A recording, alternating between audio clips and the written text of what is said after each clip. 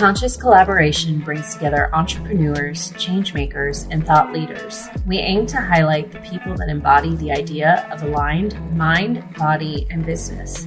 Each week, we share, discuss, and learn from the various experiences and ideas of our guest experts. Through our discovery, we find a path to an aligned mind, body, and business. What is up, y'all? I'm Emily. And I'm Lisa, and we are the Conscious Collaboration. Hey, Emily. Yeah. Hey. Never mind any technological glitches that are happening today. We're still here. We're still showing up. Mm-hmm. I think we're like 147 episodes into our podcast, by the way. Oh, I thought we had already passed 150. We didn't? Oh, maybe we did. Okay. Congratulations. We made it. I just want to say a shout out to Gopal Grand Hige, one of our guests from this past fall. I was just at his lovely house on Sunday watching the Super Bowl, and it was amazing.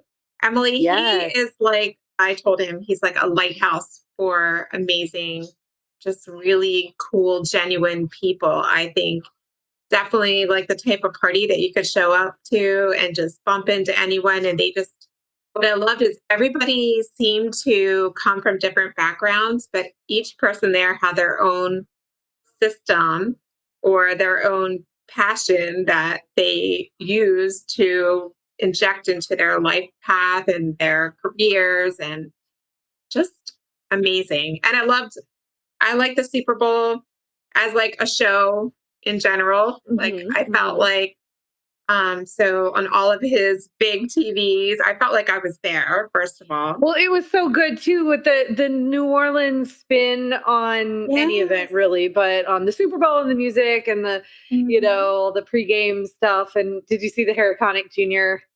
pregame performance? No, the Mardi Gras Indians. And I honestly, I turned it on 93% just to kind of see that, because it took place in New Orleans. Yeah, well, I had a great vibe, I felt.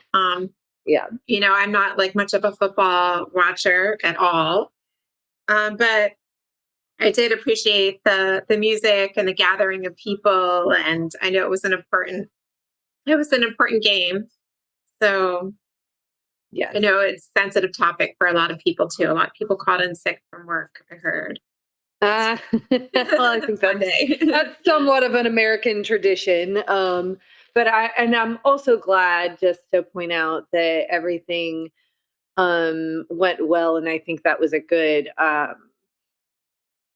don't think redemption is the right word, but I feel like just after everything that happened with New Year's, and to have that large gathering of people and let New Orleans get back to its sort of celebratory natural strength was good to see. Yeah. So does everybody listening know what happened New Year's? I sure hope so. We talk about that was it. I don't know. I don't think so, but I mean, I would hope that our listeners were aware of a it's helpful. Well, just sum it up. A little a terrorist attack. I mean, a man from claiming ISIS affiliation drove a truck through a crowd of mostly very young people on Bourbon Street, killing you were just at least there. 15. Yeah. Like, weren't you there? Yeah, my friends were there on New Year's Eve. And I've stood at that place many times, mostly in my 20s, you know. But at the morning, I mean, it's one of the more...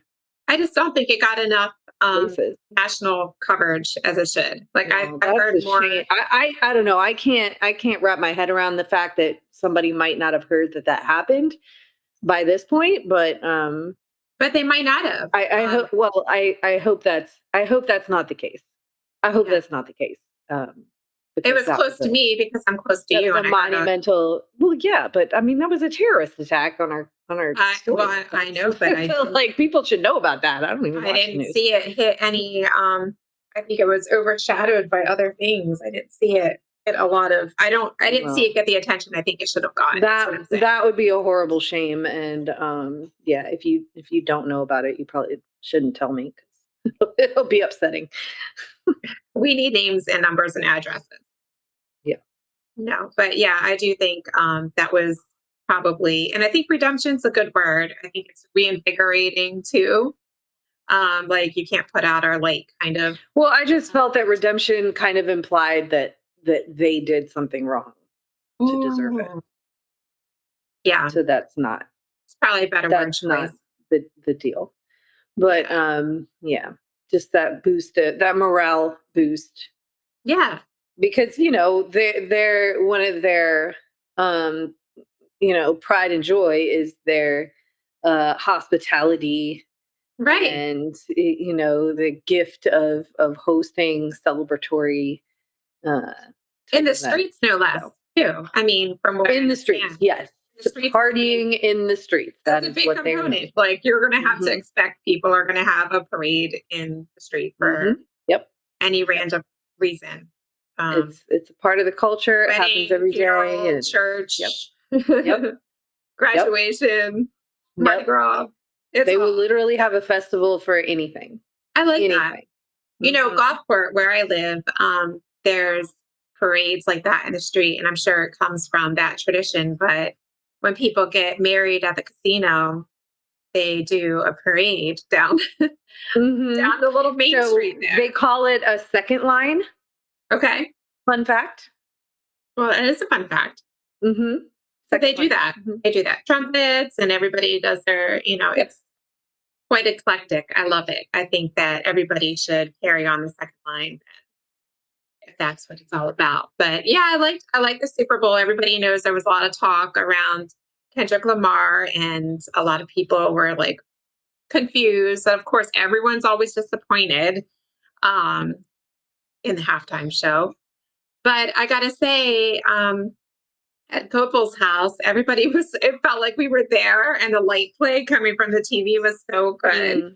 And I thought the choreography was really like compelling and engaging. And of course, I like the song, so I was ready. Like I was like, is he actually going to do the one song that I know?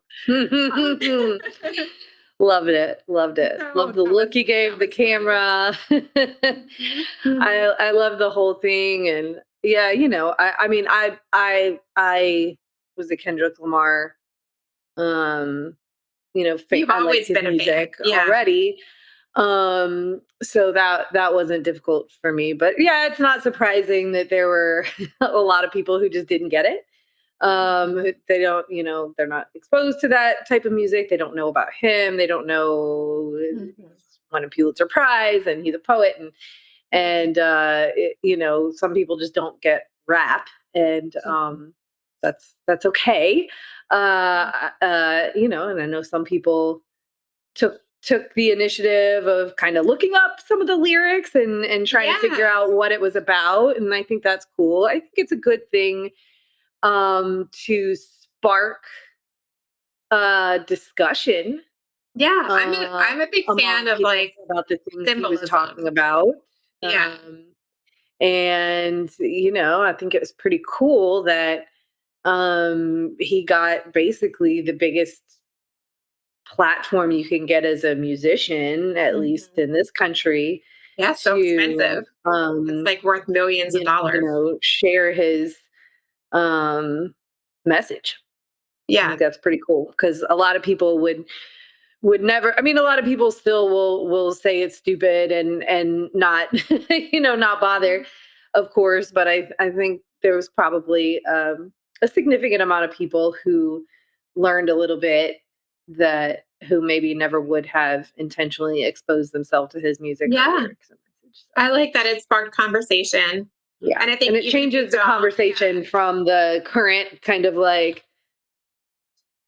you like this person, and we're just yelling into the air kind of thing. Yeah, and not just that.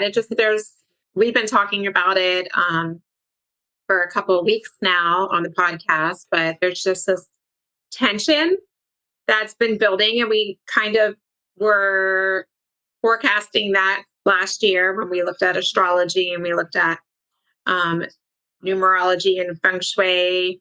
And we knew we were coming up on the age of Aquarius and period 9. And it was just, we knew we were coming into an age of revolution. Things were the very, very beginning. So things are still very new and very unsettling. And everybody's picking up this, things are feeling different. It's off a beat. It feels uncomfortable. And I don't know, I think it's kind of gotten to a place where people feel, okay, I want to get a handle on, like, I want to get above all the noise. And Mhm.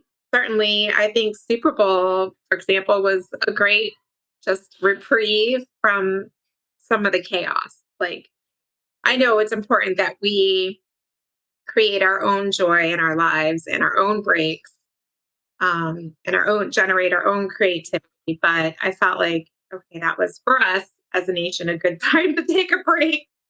Um, Yeah, well, I grew up in a football oriented lifestyle. My dad was a college football coach, so I've always kind of had a little philosophy going in my head that, like, football in America is kind of a very unique entity in that it can bring people together who, if you put them up in a room together for any other reason, mm, would not get along.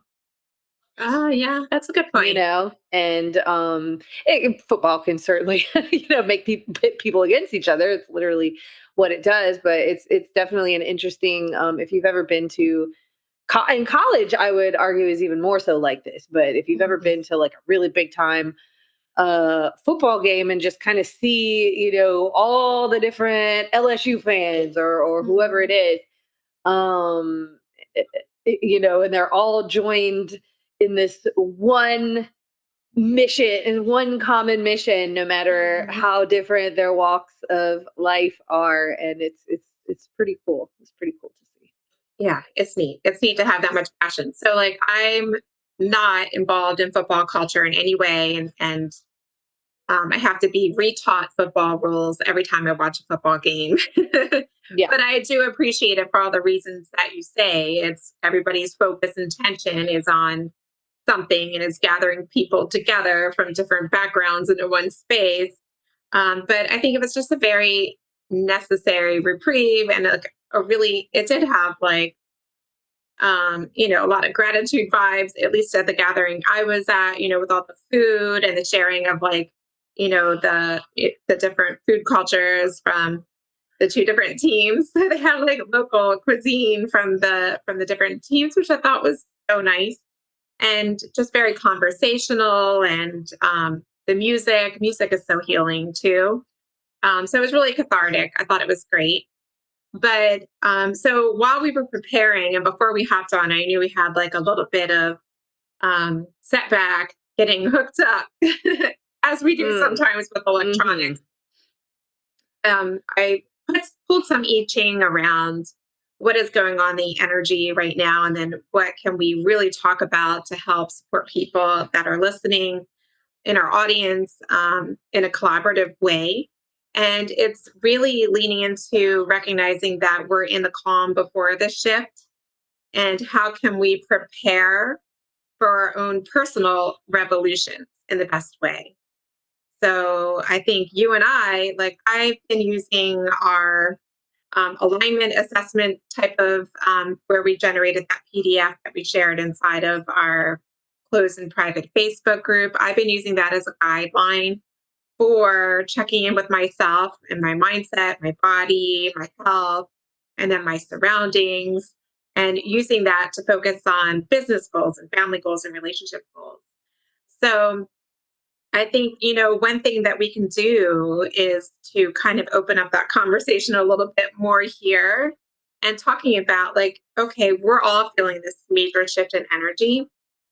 What does that mean? Like, what does that mean to you? Do you feel it? Like, you're a Gemini. Yeah, I do, and I actually just thought of, well, first of all, I was having this conversation with a client of mine today, just about 2024 going into 2025 and how it seems like it could seem like on the surface it was just a continuation of the chaos and craziness of Yeah. 2024. But I said, I don't know, I kind of feel it differently. Like yeah, it's been like intense so far into 2025. You're like, whoa, like everything is. But the analogy that I got just while you were talking a little bit ago is actually the idea of like detoxification. Yes. So, well, you know how, I mean, if you use something very literal like detoxing from maybe an infectious process or even from like Mhm. alcohol, Mhm. which maybe a lot of people listening have experienced what that actually feels like, Or or even like if parasites. you deep clean, yeah, parasites, whatever the case may be, or even if you're like deep cleaning a room, like Mhm. this Mhm. applies, where as the toxic makes its way up and out, you Yeah. feel worse, or the room looks worse for a Mhm. time. And it's, Mhm. detoxing in the body can feel painful and Yeah. very uncomfortable and chaotic. And Or you have like the there's, die-off symptoms of like yeah, yeah, candida or exactly. yeah. And so there's a lot of opportunity, right, to kind of get lost in that chaos and just sort of stay in the Mm. toxin Yeah. rather than to cultivate the calm with it, to realize that you're detoxing, right, or that you're preparing Yeah. for a transformation, for a new slate. And Mhm. I by like that. acknowledging that, you can then seek out the calm in that Mhm. situation, rather than you can say, okay, I like basically I knew this was going to happen. I knew this Mhm. was going to happen. I didn't know exactly what it was going to look like, but I knew I was going to feel like shit for a second. So I was prepared. I can use this technique or another to Mhm. maintain my calm, because I know that what is on the other side of this extreme discomfort, like this discomfort, this detoxification had to be Yeah. so in order for the slate to be clear again. Yeah, it It makes me had think to of be. like, so I got stuck on the whole candida thing because that was the last thing that left my mouth. But I was thinking about like, okay, you feel that die off period and you have to kind of get back to that clean state. I mean, you have flu symptoms and you feel depleted, and but yet that's what you were expecting in order to get healthy again. You start, So you're prepared. You can yeah, nourish yourself. You can do yoga and the meditation and healthy breath work. bacteria You can then. sleep, right? Like, Right. you can do other things to support your detox pathways, take supplements and whatnot. Mhm. Or you could freak out and go, "Oh my Mhm. god, I am doing this sauna or whatever I'm doing to detox my body, but oh god, like I feel bad, like, and then potentially take actions that instead just make your situation worse, Yeah. instead Yeah. of bringing you out of the detoxification into the other side. Or you go Yeah. to you're spring cleaning the room, and then you look around and you realize that because you've taken everything out of its place to deep clean, it just looks crazy all of a sudden, and then Yeah. you freak out and you stop cleaning the room or whatever. Yeah. Yeah. You know? Or I mean, or you freak out and you cling to what you knew before. So you just abandon everything. You're like, Yeah, oh, this so is now really uncomfortable. I'm you're just just going to hold hoarding on or to whatever. this. Yeah. Yeah. Yeah. I Yes. think that's a really good analogy, like talking about where we come from and how we look at adjusting our lives and our health. Um, so like the other way to look at it is preparing for this transformation. So, and I know like we were just talking, you have a major planetary shift in your charts being Gemini. And that's Jupiter, a huge planet. This is Mhm. going to be a really auspicious year for you. And we're in this year of the wood snake. So that's all about what you're saying, shedding and letting go of things that no longer serve, and waiting for the times to be more precise and to be more calculating, and maneuvering around and being flexible, all these things. So are you able to relate that to either developing a fitness routine or, can you see like a linking to our bodies in terms of fitness? Yeah, of course. I mean, a lot of going on a health and fitness journey is about creating all these micro transformations within your body in order to create the big transformation, right? Mhm. So there's all kinds of processes you could look at in this journey to become health and fit, right? Healthy and fit, Mhm. which means different things for different people. But in order to get from point A to point B, you have to create little transformations within the body, within your habits and routines, the whole time, every single day. Um, so one of the best, so one of the easiest examples to illustrate is, let's say, the process of building muscle, which is one of the things that Mhm. needs to happen basically no matter what your health and fitness goals are. You want to build some muscle mass. So, um, and that is a literal transformation, right? It's making Yeah. making more of a tissue.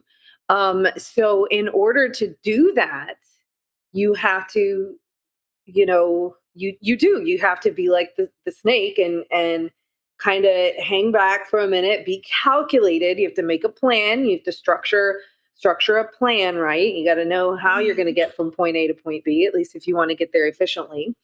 And then you take the calculated actions, right? You strike as a snake, you lift the weights, you do the reps, Mhm. and then you don't just keep going. You don't just keep lifting weights nonstop to try to build muscle. You then have to stop, Right.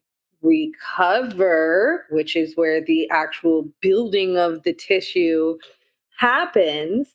So that's that calm before the Mhm. transformation, right? You have to take that intentional time to recover and to nourish, Mhm. um, rather than, okay, so if we're going to go into that analogy where you could take the opposite route, and instead of embracing the calm that is required to complete the transformation, you freak out and you go, oh God, my muscles are sore, or whatever, or I didn't create this result overnight, so I'm just going to keep doing it. I'm just going to keep doing it. I'm just going to Mhm. keep doing it. I'm just going to keep exercising, and then you just sort of uh, get lost in that And it spiral, depletes you, and like. and you don't really get to, it depletes you and Mhm. ultimately sends you backwards rather than allowing you to fully complete that It's not like transformation. we talk about a lot. It's that hamster wheel that can be applied to fitness, that can be applied to work, where you get on Hmm. this, Hmm. grind that's not healthy for anyone, but it just looks like that's what everybody should be doing. So I Hmm. think just to give everybody background information, the I Ching that came about today was hexagram 9, favorite number, shout out. Hmm. Hexagram 9 is gentle restraint. And then shifting into hexagram 49, which is revolution. And the whole story of it is about needing small refinements to lead to your major shifts. Small Hmm. refinements, major shifts. And Hmm. people don't, I say people, humans, we think more and harder to make the major Hmm. shifts when in fact owning up that year of the snake, and I said snake. Snack. I'm a I'm a snaky snack. snake. Small refinements and adjustments, they're like more delicate. You don't need to Yeah. out or like break yourself down Yeah. thinking that's going to make the best shift for yourself. Yeah. And just like reinforces what we've been talking about in our episodes leading up into this point. is trusting the timing. So what you just said, it's not something that's going to happen, nor should we expect things to happen overnight just because No. we hear or see these stories of miraculous things happening overnight, whether it's your nutrition or your fitness or your goals for your business or what you desire to achieve in your home or your life or your relationships. It's not linear and it doesn't happen in quote unquote perfect timing, no matter And you how will hard. waste so much time So much energy. if if you keep yourself attached to that timing.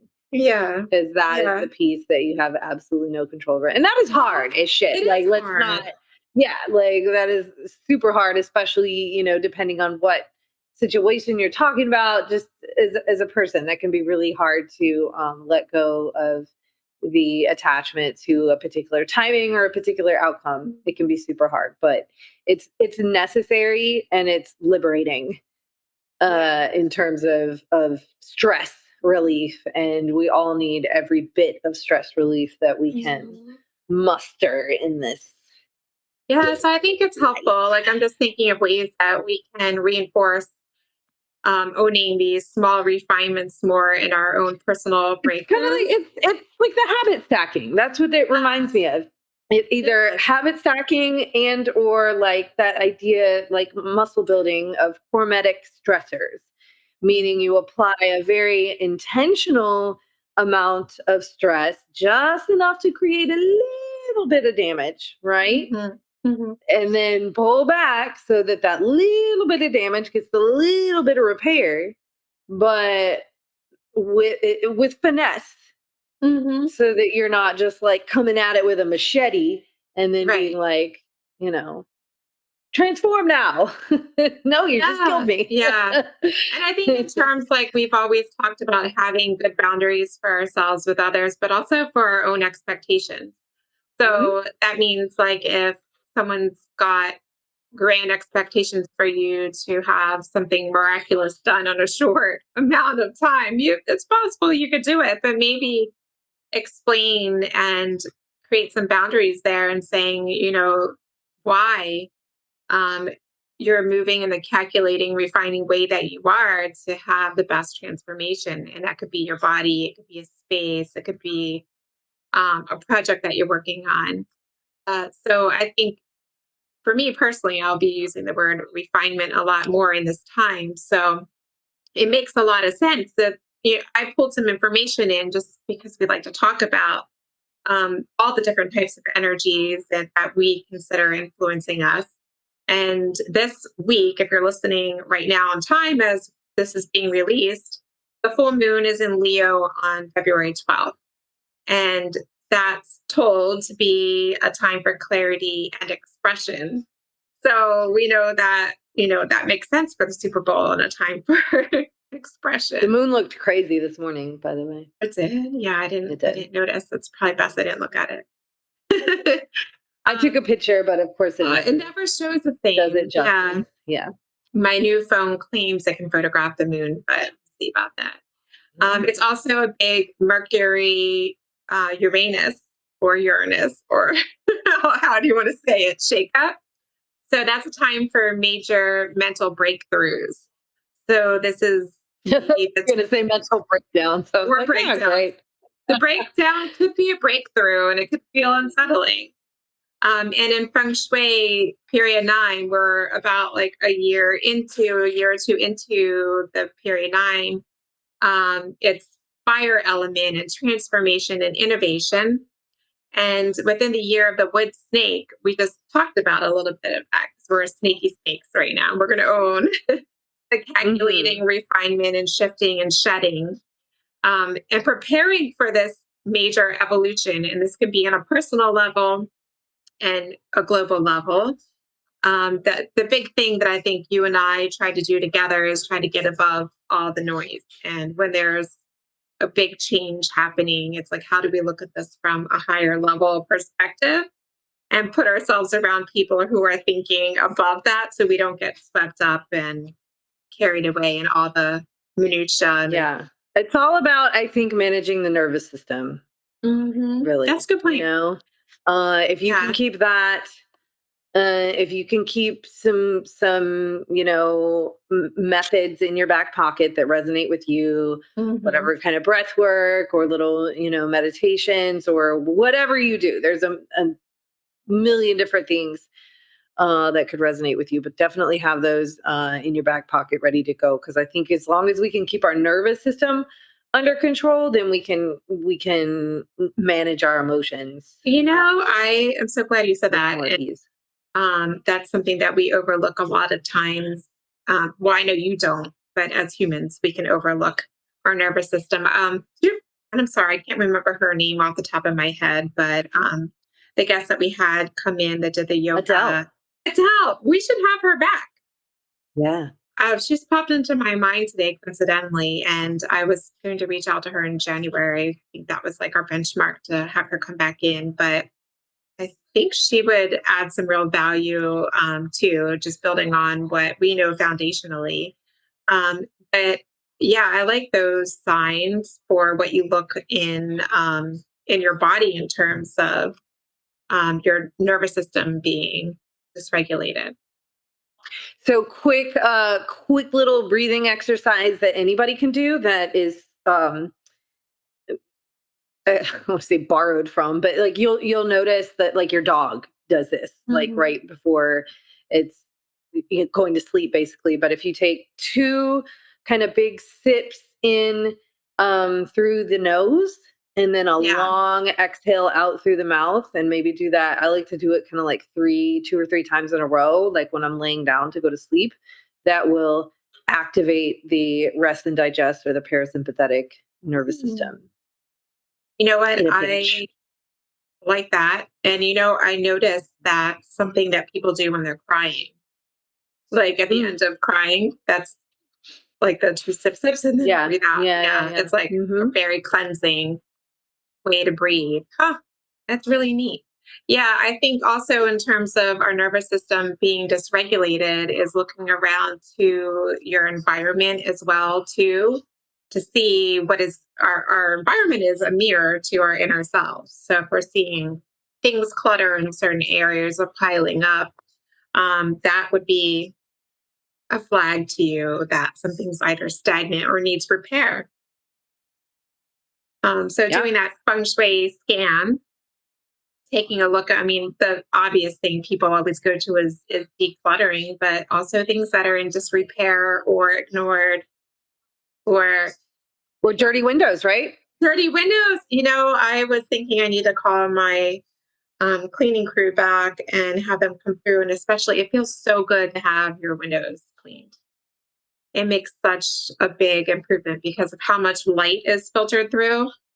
The space feels bigger. Your crystals and your mirrors reflect more. The animals love it, and we do. It makes us feel better. And in Feng Shui, the eyes to the eyes of your building are your windows. So having that cleaned allows you to see better opportunities.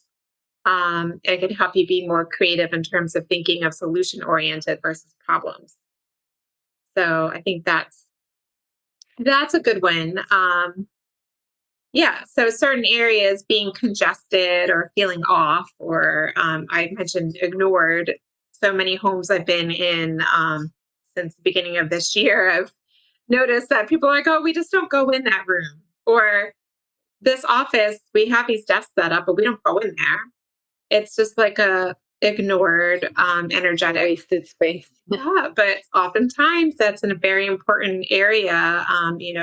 Unused 2 office desk unused in your abundance squad. Probably not good. That's not a good thing to do for your office. So make that something that's a little more active, intentional, and something that you'd like to look at instead of ignoring.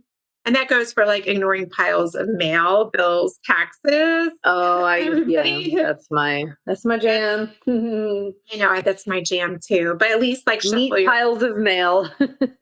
Shuffle your piles. But they're neatly piled. But we know that this big transformation is coming on a global scale, but also it's happening for us in a personal level as well too. So a lot of us may get those downloads during this week as indicated by the astrology. And again, I'm not an expert, just going based on like Google and friends and podcasts and YouTube that I'm listening to. And I know this is a big year for Gemini, by the way, I keep saying. Lucky if you're supposed to have a huge, major, lucky transformation in terms of leadership. But I think it's really just taking ownership and accountability, and don't miss your opportunities. That now I'm not just talking to you, Emily. I'm talking to everybody and myself included. Right. Everybody can harness this energy. Yeah, we're accountable for it. It's big Kendrick Lamar energy, if we're being honest. Kendrick Lamar is a notable, famous Gemini. Yes.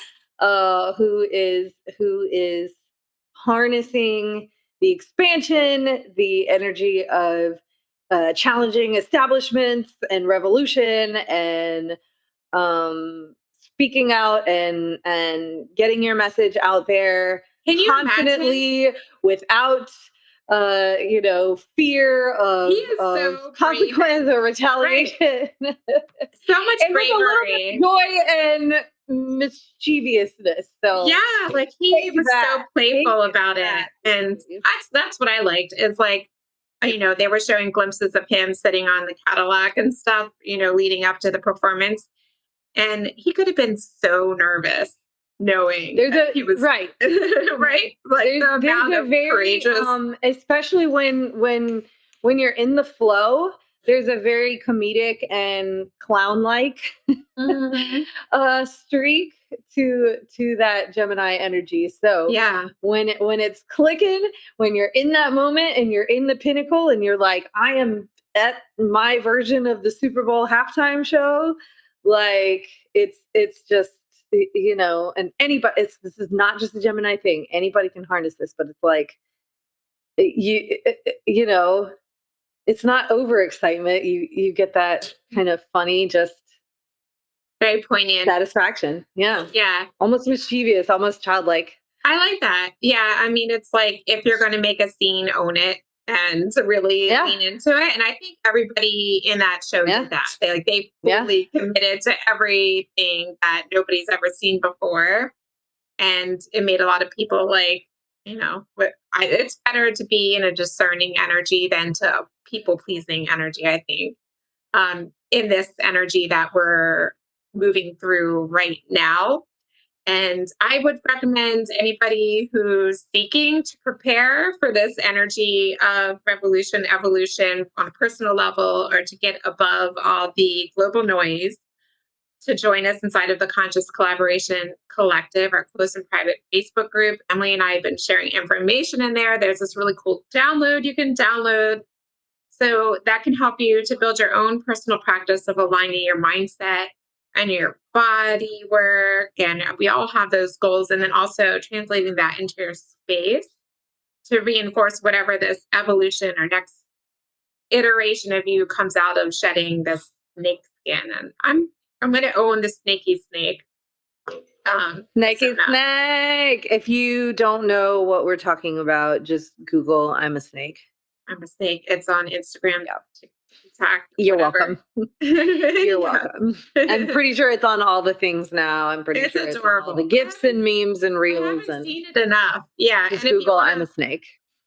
Just want to say too, if you really so in Feng Shui and Chinese astrology, that the snake is also known as a tiny dragon. But if you want to really own this energy a little bit more in your space, Google snake print. There's wallpaper, there's pillows, like that are really cool and can bring like a fierce vibe, I think. And it can be done in like any aesthetic. It doesn't look like a Chinese restaurant, I promise you. It's actually very cool. And there's, so I think just to reinforce when you look around and scan your environment, like, yeah, I'm transforming and I'm a snake.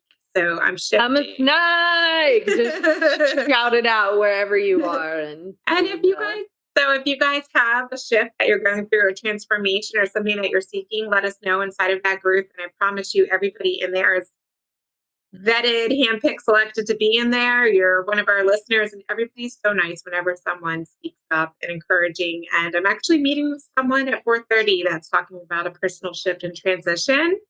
And I bet it has everything to do about this energy. And I know, Emily, you've been telling me the people that are coming to your studio are on their own transformation journeys as well, too. So, oh yeah. We see you. We can't hear you, but you guys can hear us. So, in today's brilliant words.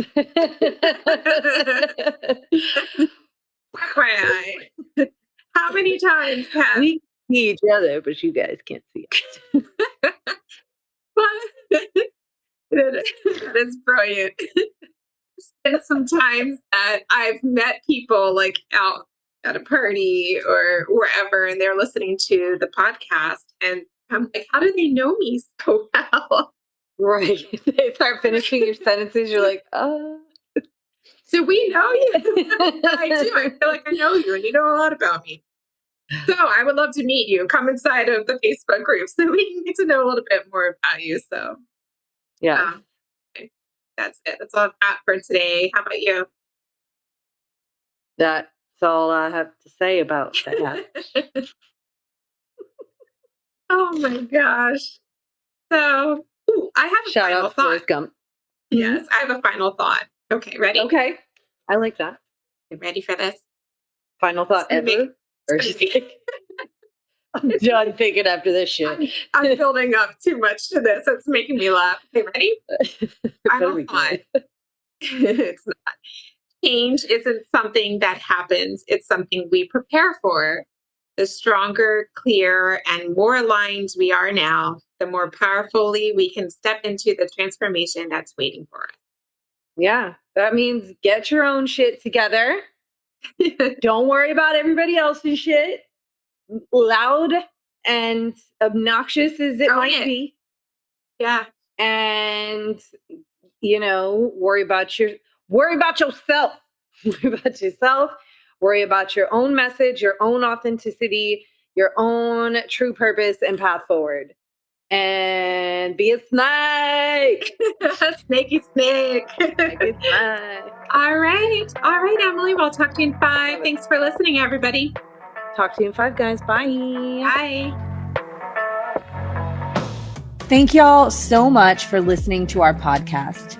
If you haven't yet, please be sure to subscribe, rate, review, and share with all your friends so they can join our circle of collaboration on this journey. You can find us on Instagram at Conscious Collaboration Podcast, on Spotify, iTunes, and Audible, to name a few. Please join us next time for another deep dive into how you can live life in more alignment, mind, body, and business.